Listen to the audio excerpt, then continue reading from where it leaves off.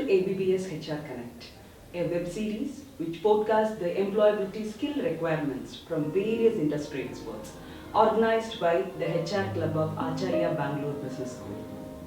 Today, among our midst, we have Dinesh Saboo, Associate Director, Credit, Oaknath.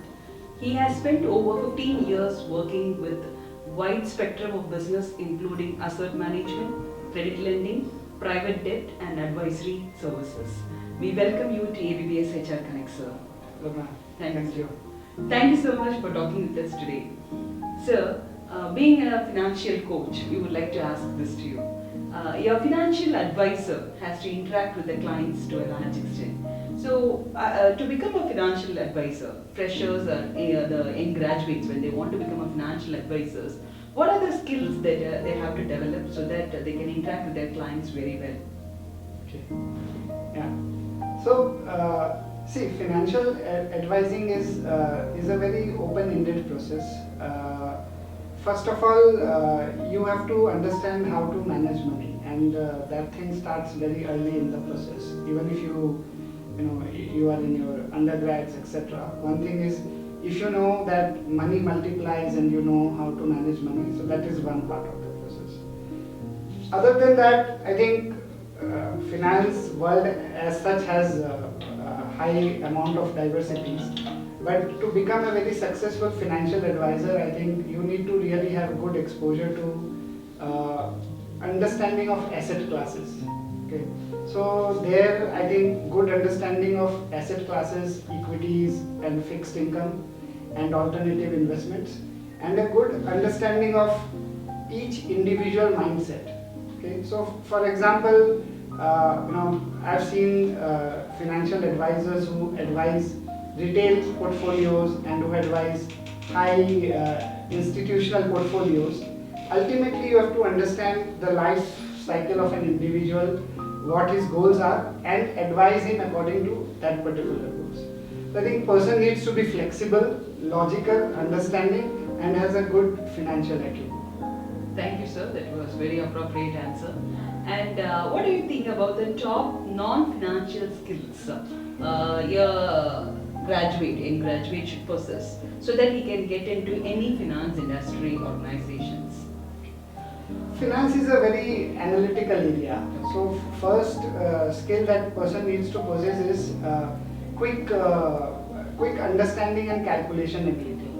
Okay, so he needs to be very analytical and he needs to be very flexible with understanding the data and presentation of data. I think if somebody loves numbers, he could be a good person who could be successful in finance. If currently you can find that the global transformations or the digital transformation is taking ahead, and because of that you can find that financial analyst is one of the job which is getting a gig up very high. So if a young graduate want to become a financial analyst, what are the skills he should possess and how can he equip himself on being studying a non-analytical student when he want to become a financial analyst? What are the skills he should possess or what skills he should equip himself? So first is he or she needs to be very strong in understanding of financial statements. So he needs to be very strong in understanding income statement, cash flow, balance sheet, how those puzzles tie up together. So that is one thing. Second is that that person needs to be passionate about the overall business as such from a numbers perspective. And the third thing is he needs to be very, very good at Excel. I think Excel is a tool which is very powerful, but which does not recognize so much of appreciation in the market. But I think if you are a financial analyst and if you are not good in Excel, then it is a problem. So understanding of very, very basic financial tools like Excel, those kind of tools, I think those could be good enough for a financial analyst. Ultimately, I think, again coming to your first question, in terms of non-analytical skills, I think curiosity is one key trait which is very important for a financial analyst.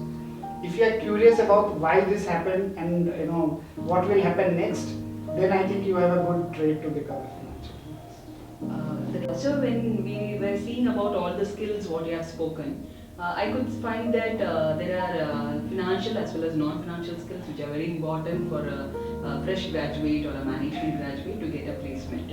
Unfortunately, there are something known as certifications. So, can you tell us whether the certifications will help the students to get a placement, and how helpful will it be in their resume? Will it add a value to the resume? Sure. So yeah, so as I said, finance has diversified applications, and therefore there are diversified courses or certifications which help us students other than the normal master's program that he or she is pursuing. So we have one is chartered accountancy, which is a very well-known qualification. Then on the finance and the investment side, we have CFA, which is an institute, US-based institute, which is primarily known for the investment profession. This is a very widely recognized qualification and a certification, and with very wide practical applications. And myself, as CFA charter holder, I would recommend anybody who wants to pursue their passion on the investment side should pursue this certification. Other than that, we have certifications like FRM, which is more focused on to risk management.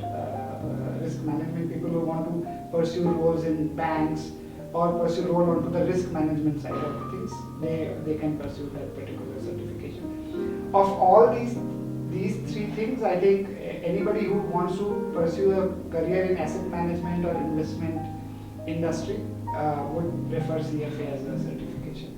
It definitely helps students.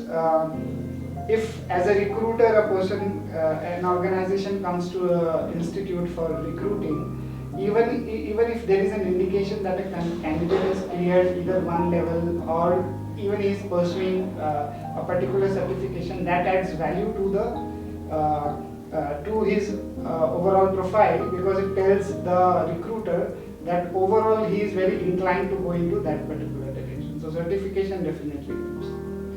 Thank you, sir. It was very great to talking with you, and thank you for giving your views for ABPS HR Connect. Thank you so much. Thank you, ma'am. Thank you.